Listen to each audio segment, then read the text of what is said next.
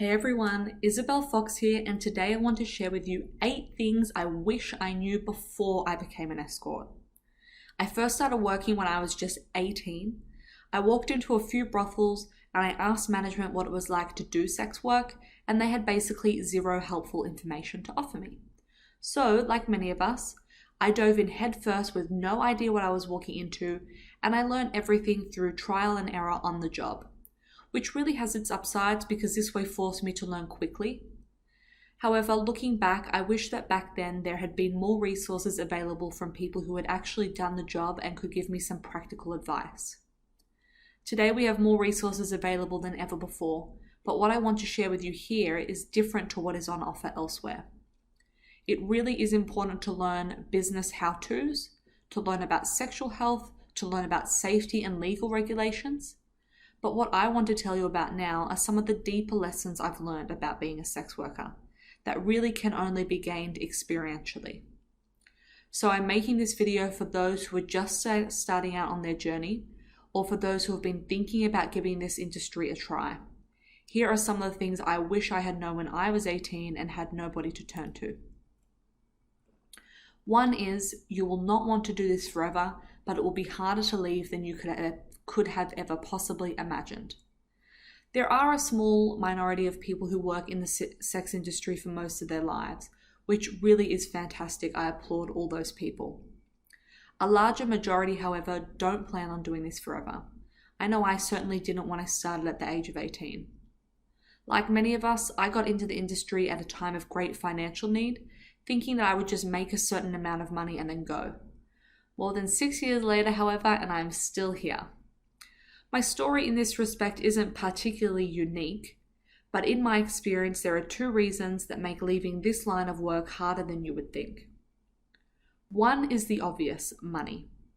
The instant and large nature of the income is hard to give up and really hard to replace elsewhere in the same way. Secondly is the lifestyle that sex work allows. And I refer here to the independence, freedom, the emotional satisfaction that comes from satisfying your clients. From speaking with a lot of people who have stopped working or tried to stop, this could actually be a variety of things that is different for everyone, but it's all the factors that aren't just about the money. The kind of life you lead changes when you work in this industry, and that is something that I know a lot of people, including myself, have really struggled to give up. 2. A lot of money isn't really a lot of money. You will need more than you think. Like myself, many of us come to the industry with a financial goal in mind, something we want to achieve.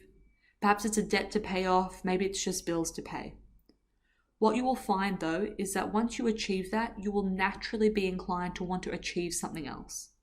This is really great because this progress is a basic human need. What it does mean though is that you will rarely come to a day where you say, that's enough money, I don't need any more. In fact, I'm actually yet to meet a single person who has stopped working because they decided they had made enough money. So my lesson here is to plan for needing at least double what you originally think you will want to have. 3. Save from day one. No excuses or exceptions, just save. I refer here to point number 2.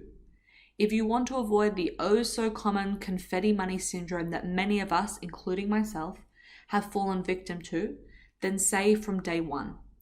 You really want to get used to living off less than you make. My specialty lies in working with people who have been in the industry for a while and who decide that they want to take things to the next level. Almost everyone I work with comes to me saying they wish they had more to show financially for the time they have been working. I bet this is true actually of people in all sorts of professions, but it's especially true of our profession. If there was just one golden rule I could say I've benefited from all the successful business mentors I've worked with and the things they've taught me, it's this one, to save. And if I could go back and slap some sense into my 18-year-old self and tell her to do this, then I would. Number 4, relationships will be harder for you and for them. When I started working, I assumed my profession would most probably be an issue for potential partners. What I didn't expect though was for it to be hard for me at times too. Now this isn't rational, of course, and I found that over time I have gotten better at managing the two, but it's likely that there will be times you have conflict of your own about keeping your work life and your love life separate. This is really a whole topic of its own that I won't go into here. I need to make another video about it. It may not be fair, and perhaps it shouldn't be this way, but I'm yet to meet anyone who has said that this profession hasn't made their relationships harder. The good news is though, in my own experience at least, it has still all been worth it, and I would never say that I wished I wasn't a sex worker. I love my boyfriend and I love my job. 5.